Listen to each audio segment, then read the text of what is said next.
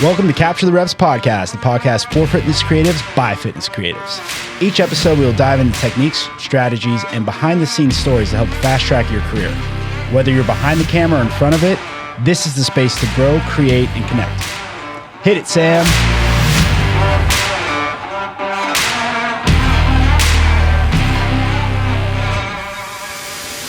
Welcome back to Capture the Reps podcast, not the Capture the Reps podcast, as I continually have done the intro now for the fourth time, I believe. My name is JT. I'm here with Holly. Hi. Photographer, worked with a ton of brands. Today's all about brands and like working with brands. I know this is something that you excel in and that you have a ton of experience from. So really, we're just trying to give like people the idea of like how, like, from start to end, like what should they expect, how, all that kind of stuff. But let's first start with how do you even get like recognized, or how do you even start the conversation of like, hey, brand, work with me? So I think it depends. In the CrossFit space, it is kind of word of mouth a lot of the times. And then other times it is for smaller brands. Other times it's like, hey guys, I'm new. Would you want me to shoot content for you? Mm-hmm. So it kind of really just depends. If we're talking about more on like a small scale, sometimes you'll have people that have been like, hey, I know you from this comp, and then I know you from this comp. And it's kind of like a big, like, seems like a big group of people that are always at different comps. And you're like, mm-hmm. Hey, I know you from one of the comps. Which one is it? And so it's kind of like that. And it's like a lot of like networking. Networking, kind of thing, yeah. Yep. But then almost just like being friends with people and like seeing them at different competitions. Yeah. So like one of the brands that I work with the most, it just happened at me shooting at a different event, and then kind of like, oh, hey, I know you, and kind of went from there. But bigger brands we've talked about, it's a different story. So for sure, it's like having a pitch, talking to them and be like, hey, would you want some content? And mm-hmm. you kind of go from there. What do they like typically look for? Like what are they asking you for? Samples of your work? Are they asking you for like who you also have worked with? Like, what is that? I think it depends on the brand, since that's so broad. I have never been asked who I work for or who I've worked with.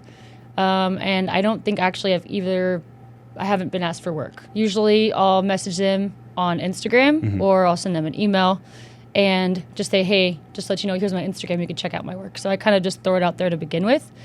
But so I think that's kind of a good thing. Yeah. But other than that, it's more of just like, okay, pricing and just getting into like the nitty gritty things. Like what will this look like? You're going to shoot for me and I'm going to pay you money. So, well, what can you bring to the table? So right. So you have like your sample work. What for someone that maybe doesn't have that portfolio yet, or like doesn't have the work samples, what advice would you give for them to help them get into that door initially? To work with brands, you're meaning? Mm-hmm. That's a hard question, because I think that we're all trying to figure that out. Thank you. Hard question. Usually people say good question, and then I say thank you. Good question. Thank you. I think that we're still all trying to figure that out. Like I feel like we've talked about this before, and it's like, how can we do this? Or I would definitely say that, and you're meaning these people have been shooting, right? They've shot before. Mm-hmm. So if they have the experience under the belt, I think that's whenever you can kind of bring to the table like, hey, I've worked for this comp. I maybe then give them more information. So I've worked with these people, and if they haven't yet, then maybe just be straight up. Or if you're not wanting to go for like a big brand like Reebok or whatever it may be, try to start smaller. And I think that you can kind of work your way up like that. Okay. So like, in a sense, be like, hey, listen, like I might not have the work samples now. Yep.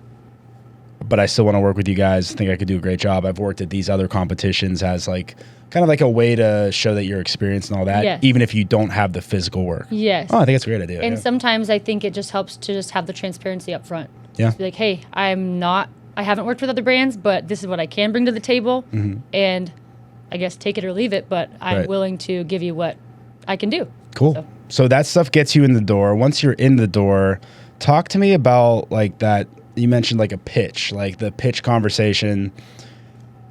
Is there certain things, again, that you're showing them, or how are you talking to them? Like what questions are you asking them? So usually if it's not, I've worked with a few brands where they aren't in the same state. So we either have like a phone call or a Zoom, something like that. But just to kind of understand on who they are, because everyone's so different. Some people expect all kinds of stuff. They want all this different content monthly. And usually that's kind of how it goes, is like, hey, I can get you this content month to month. And that's usually what my pitch would be. And, turn their social media around. People want different things. So some people really don't care about 5 posts a week, if that's what they're using. Or some brands really just want pictures just for the athletes, or just footage for the athletes specifically. And I think it also depends on the owners or owner of the brands, that you kind of get a feel for, okay, hey, what exactly do you want? What can I do for you? I've reached out and said, hey, do you want this content? But okay, let me figure out, who are you? And what is your vibe? Because they want all these different posts, but they don't really care necessarily so much about the athlete part. They're just kind of the model per se. And then others are like, hey, you know what? Like, I actually do care about this information and this content. So this is going to the athletes, and let me maybe figure out what they like as well.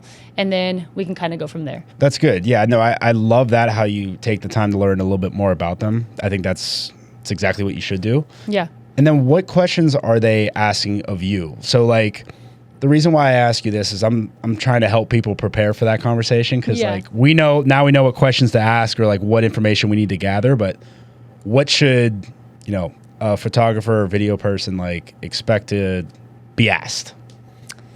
It really depends on the brand, because we are so broad. But let's say, like, for example, like a recent conversation, like what questions were asked of you? And is this after you've already got the job, or this would be like trying to figure out if you guys mesh together? Okay. So most of them ask, well, where do you live? If they haven't met you, right? In general, right. They ask, like, what vicinity are you in? Do you usually go to certain comps? Like, what is your schedule for the year like? How do you usually do this with other brands? So it's actually kind of surprising. A lot of the brands that I've worked with recently aren't like 100% positive what other brands go like and how they work. So it's kind of nice and a little bit humbling. Like, hey, we're kind of both like trying to figure this out, and I think that's kind of how everyone always is. Right. So sometimes it's like easy to forget. Like, hey, they're also still trying to figure this out. And even if they are a larger brand, it seems like the ones that I've seemed to really like and to work with, they really do care. Like, hey, so what is working for you that other brands are doing? Right. And they are always keeping that in mind about, well, if they're doing this good and you like this, well, then how can we do that? So usually asking, like, well, what does this typically look like for you shooting content for another brand? Not just that, also like, well, obviously, how does pricing work? What are the deliverables? How long will it take to get the content back? And like going on the pricing topic, it's like, okay, if you go to this competition, do we need to fly you out? What do you expect? Do you get paid for your rooms and your boarding, whatever it may be? They try to get that all dialed in, I think, up front, just so they know if they even have the budget for it in the first place. And then asking, okay, the most interesting, I think, question that I've gotten so far, it was like, what does your personality bring to the table that other content creators couldn't? And so I was like, that's kind of cool. A lot of brands don't really care about that. They really just care about getting their footage and, okay, peace out, I'm good. But I liked that one. And to me, I think it's like, okay, well, I know what I can bring to the table. And if you can have that kind of set in mind and you really believe that you are good at what you do and your personality helps, it really does help. So I think whenever you find brands like that ask that question. So, yeah, maybe more of them ask that. I've just only been asked that once. So. Right. Are there any like red flags as far as like questions or things that are said that you're just like, I might not be the best fit for you guys at this current time? That kind of thing? Yeah, I think red flags, the topic. Yes, I believe so. I think that whenever a brand comes to you and wants to talk to you strictly just about money, and I do get that everyone has to have the budget for something like this, but if they don't care about anything else, just, okay, well, can you take this? Can you take this amount? And they try to, bog you down on your price or try to argue with you about it. I understand that, content creation can get pricey, but you are worth your time and and what you're charging. So I think that's a very big thing in this CrossFit space, especially with brands and working for certain competitions. Okay, well, I can't pay that, but can I pay you this? And to me, it's a red flag. Like, you don't really care about my time. Right. You don't care about the hard work that it actually takes to get put in. I think it's like fitness in general. Yeah. Even it's crazy. Even across like strongman or whatever the actual competition is, it's like you got to know your worth. And, if a competition is, or a brand in our scenario here, like if a brand's coming to you like and trying to squeeze you one way or the other, like either they value your work or they don't. I think for people who are just starting out, I feel like this topic is kind of, we talk about a lot with other photographers and people in the media space. You have to be willing to give a little bit in the beginning so you can get your name. So if you For sure. like we said about trying to start with a brand and, you know, you don't really have all this, you have experience, but you don't have the bigger portfolio, you have to be willing to give a little bit. So if you aren't getting what you want price-wise, first of all, it's like, okay, maybe 1 or 2 times, but after that, know your worth. You have the content. Okay, show them for the next brand or whatever it may be. Hey, this is what I got, and no, I'm not going to go down my price. But I mean, that's when you set there's 2 different routes, right? It's like for the person that doesn't have the portfolio that is fresh, that has, you know, still a little bit green, all that kind of stuff. Like, hey, do stuff for free.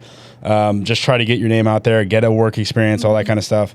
For someone more seasoned and established like yourself, it's more of, hey, I don't necessarily like, I have the ability to work with a lot more people. Your net's a lot wider. So it's like, I want to make sure I'm working with the right people and investing the right amount of time and resources to that person.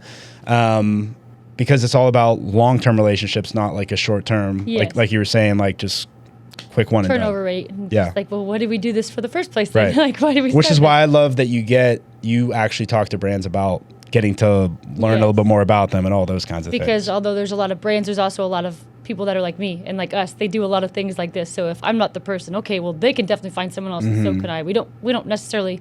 Neither of us need each other. Right. But why don't we find something that kind of works for both of us? Yeah. And then it'll just make our job so much better and enjoyable. When people do, move the process forward with you, and let's say you had a great intake call, whatever you want to, I mean, everyone has like a fancy word for it. Yeah.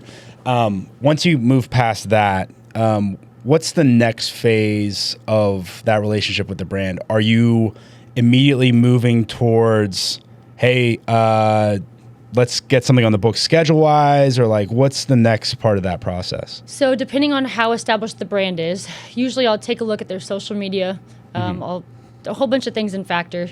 I have a big, long list of things. I don't have a fancy word for that though, but well, what are like some of the things on that list? So it would definitely be, so if it's a brand with like, say, like programming wise, are there other coaches there? If it's just a brand with like clothing or whatever that the brand is selling, like make sure to look at all the different key factors and say, okay, so if they are kind of behind on social media content, okay, let's look at your website. Let's revamp this. So first thing first would be like, hey, yes, we want to schedule something and get this going, but first let's get you revamped up and looking fresh and nice. So if there are coaches, okay, let's get your headshots. Let's do headshots. Let's do some fun content. If that's like some fun videos, there you go. Then you go to website, and usually that can kind of go hand in hand. But footage that it's like, okay, hey, it's visibly noticeable that we're kind of taking over with good content and not just having, oh, there's some cool posts on Instagram, but my website's still stuck. Right.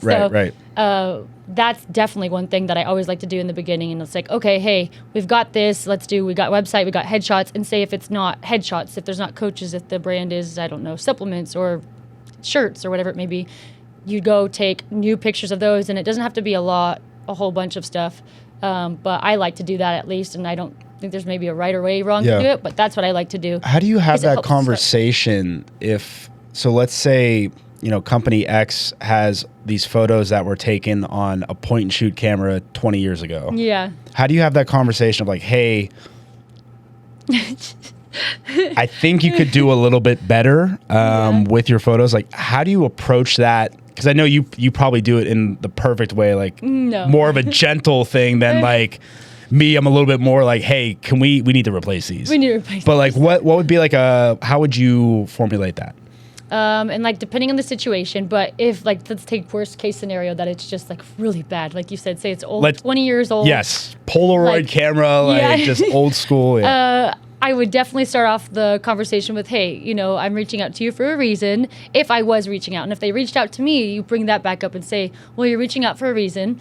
Let's get you revamped and make it look better. But if it's a little different if you're reaching out to them and kind of like the aspect that you're explaining, well, how do you explain that to them? So if I'm reaching out to them and I see that their portfolio and their website's just not good, just kind of say, oh, hey, guys, I think that we should take this route because this is what's performing well. This is, I guess, what's trending, and this is going to make you look more professional. Yeah. So there's nothing wrong with your footage and your posts, and sometimes you kind of have to lie a little bit, but it's not going to perform well. So if we want to take this over and start doing really good content and different creation, then we have to do it this way.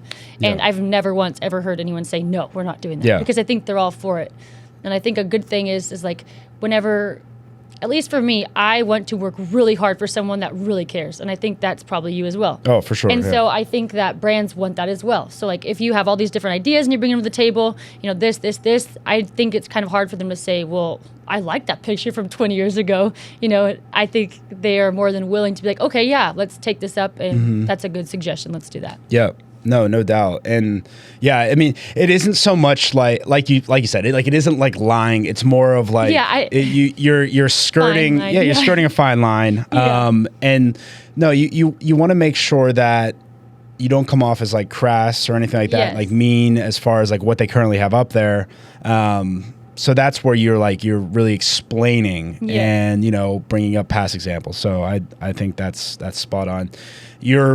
You're now moving to that first like shoot. How do you prepare yourself for a product shoot? So let's say it's I know clothing is probably who's somebody recently, like what industry have you done recently? Western photography. So there's like Western photography. Glamorous Cowgirl. Okay. So I work with them a lot. It's a lot of clothing. But for that, for example, I never know what they're going to have. I usually ask ahead of time, hey, what kind of stock do you guys have right now? What exactly are we shooting? So I'll just get basically like a broad, just because I've been doing it so long, so now I know. But it'll be usually like, oh, we have shirts, we have a lot more pants, we have belts and hats. So, okay, that's easy now. I don't have to think about that now. Right. If they don't tell you what exactly are you wanting to get shot and covered, or what do you want me to shoot? That sounds kind of bad. Yeah. But what would you like me to cover and help you revamp and like how can I promote you guys? So what is it that you are, I don't know, for example, like with Valley Rays, they had their new pair of sunglasses out. So it's like, hey guys, what are your new sunglasses? What exactly do you want me to highlight within the shoot? Oh, we like this new Sedonas. So let's take pictures of those. Okay, so I know that they want the new Sedonas, not Phoenixes. Right. And I kind of just know where my focus should be for the whole shoot. Right. Still get some of the other product, but that's kind of an example. It's just, okay, going in, what exactly means the most to you right now, so let's focus on that, and any extras that we have, we can go from there. No, that makes perfect sense. Yeah, no, I love that you're always going back to the client or the brand. You know, it's like the brand is the client.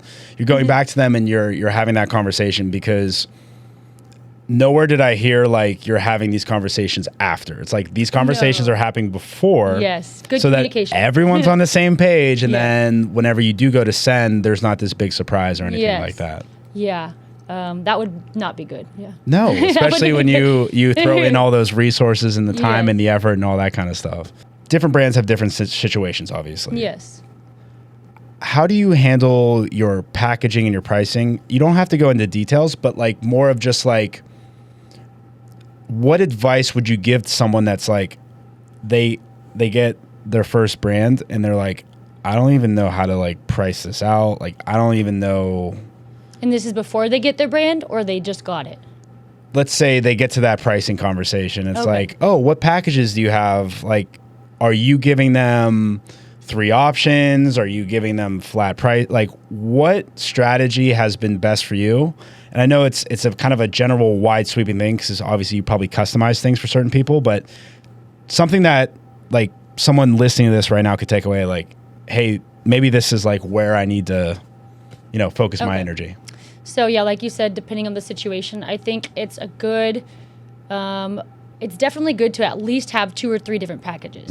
So I definitely wouldn't say one package fits all, because I mean, unless you guys know you're both like on such good communication terms that you already know what they want and you know that they'll pay you that, okay, sounds good, and you know that you can deliver that. But I don't really think that's a good way of going about it. You kind of want to make them feel like they have options, because if they don't have options, it's like, oh, this is the only thing. And if they're not happy with it, they're going to go elsewhere. And I don't think that I have ever gotten a job by just handing out one package, which I did start trying to do that in the beginning. Yeah. So like, I just didn't know.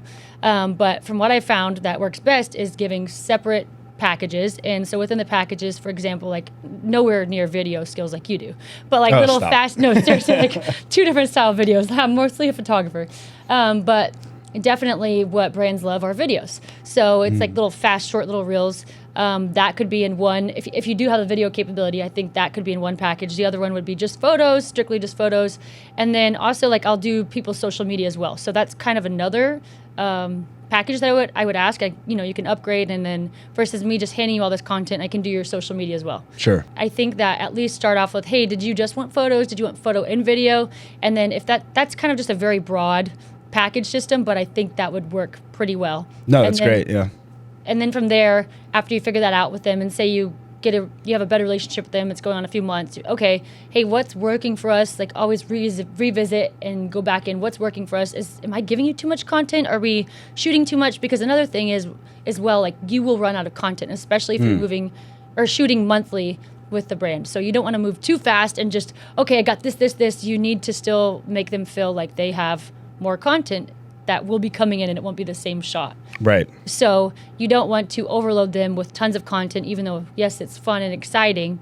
You have to be limited with it. So if they do have enough material, for example, with a clothing brand, we shoot monthly and there's always new shirts. But if there wasn't, and for example, like Valley Rays, if there aren't always new different models of sunglasses coming in, well, not to just do a whole bunch of just the same thing because, well, what happens next month? Right. Yeah, that makes sense. Like with the shirt example, there's always new shirts every month. You can for sure count on that. So yes, in that example, that's kind of when you'd customize it to them, and just after you figure out kind of what their product is or what they are trying to push out. Sure. No, that makes perfect sense. And I think that's like key nowadays too, is like to really think about, hey, let's not think about this as like a one-time client. Yes. Let's think about it like monthly. Let's think about it recurring. Let's think about, okay, let's give them like a little taste here. Still deliver on what they want. Still deliver on what they want, all that kind of stuff.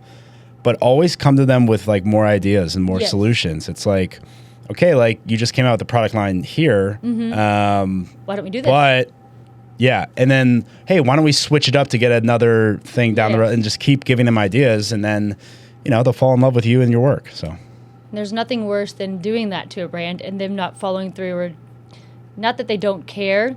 They just, I think it feels like maybe too much work on their end, because obviously they're running a brand. They have so much other stuff, but there's nothing worse than saying, I have this idea, let's go do this. And then you bring it to them and, oh yeah, that sounds cool, but like them not caring. So those are the type of clients that I'm just like, I really don't want to work with you because I have all these different ideas that can really truthfully help.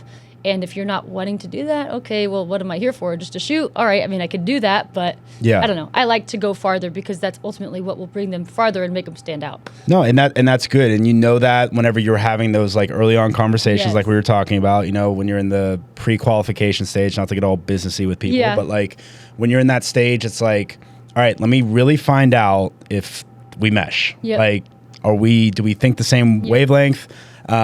Because some people, like some photographers or some video people, like I want you to just tell me what to do and I'll do it. Yes. And like that's fulfilling for them and they like that. And there's absolutely nothing wrong with that.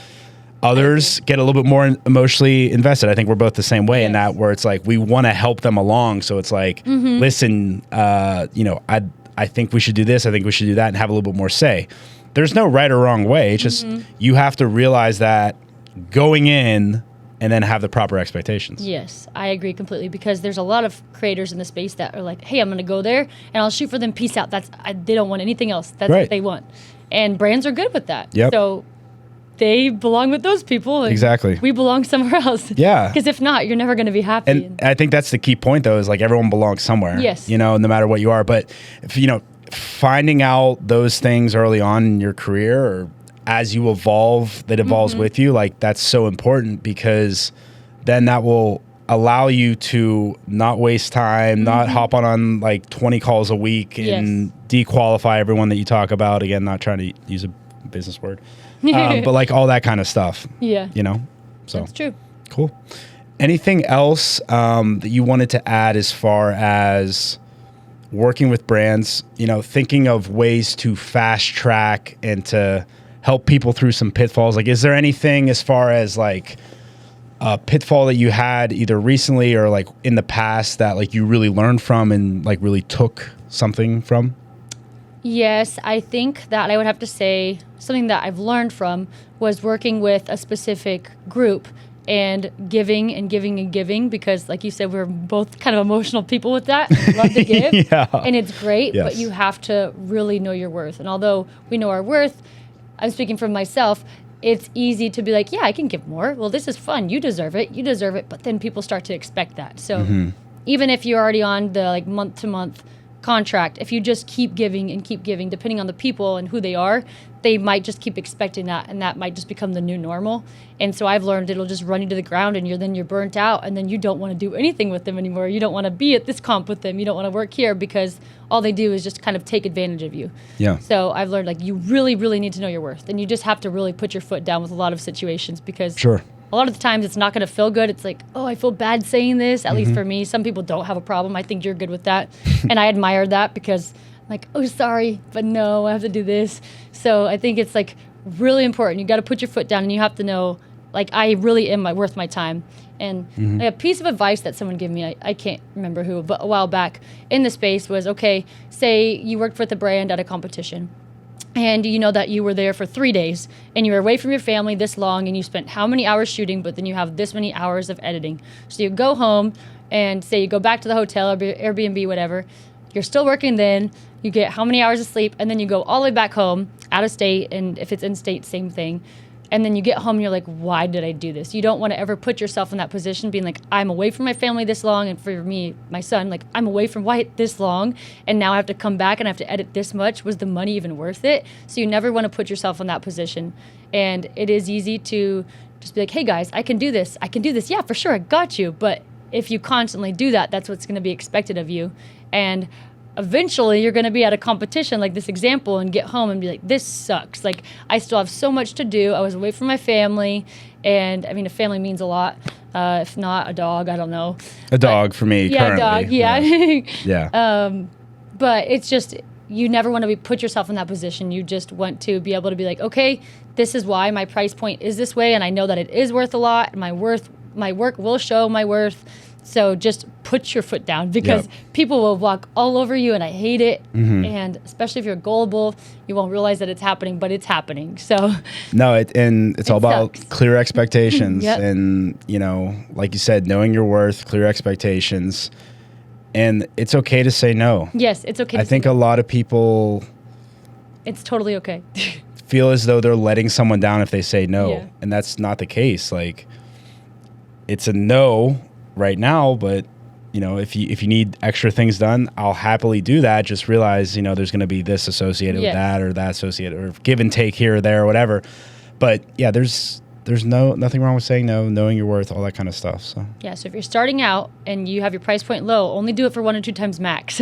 If you got what you want out of it, then change it. Don't keep giving and I'll do this for you. Don't do that. Well, also look at it's a big trap, I feel like, for everybody. Well, look at your portfolio. If you have a ton of competition, people working out footage or photos, it's like, okay, you don't need more of that. No, you don't.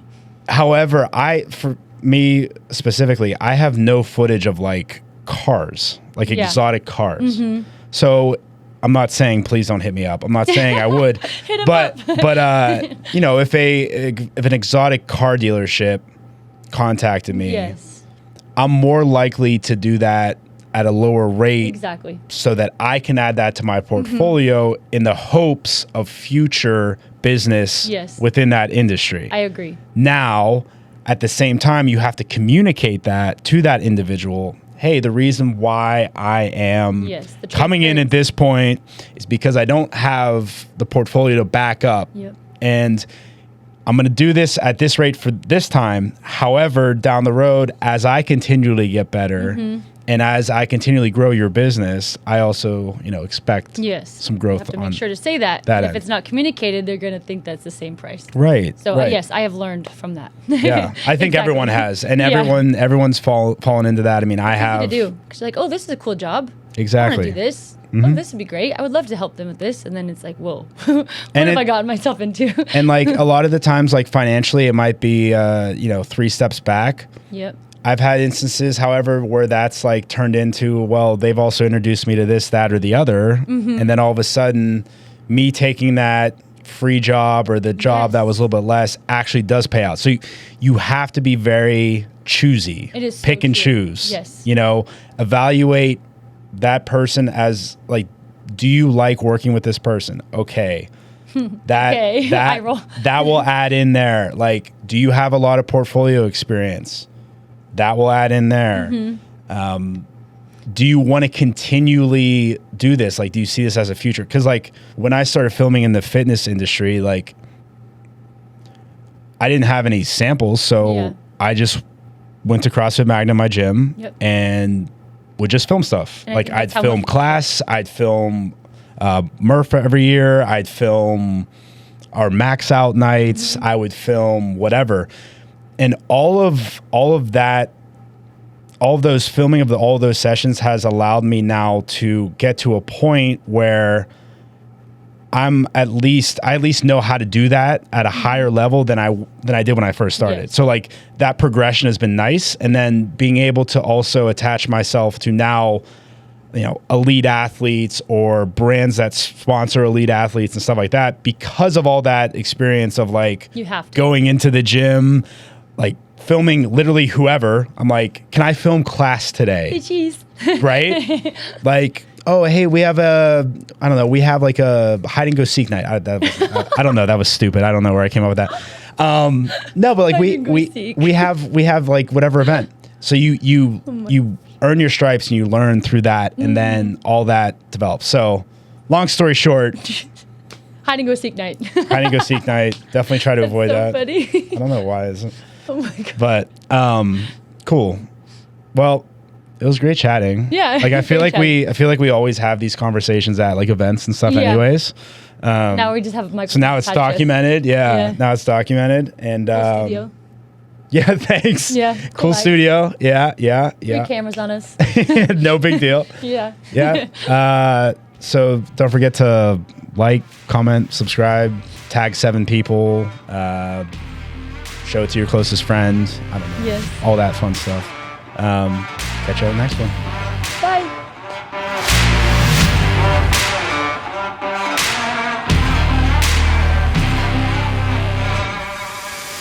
Well, that's a wrap on this episode. Thanks for tuning in to the Capture the Reps podcast. If you're a fitness creative and you found this episode helpful, please share this with a fellow creative and keep creating, keep learning, and keep capturing those reps. We'll see you next time.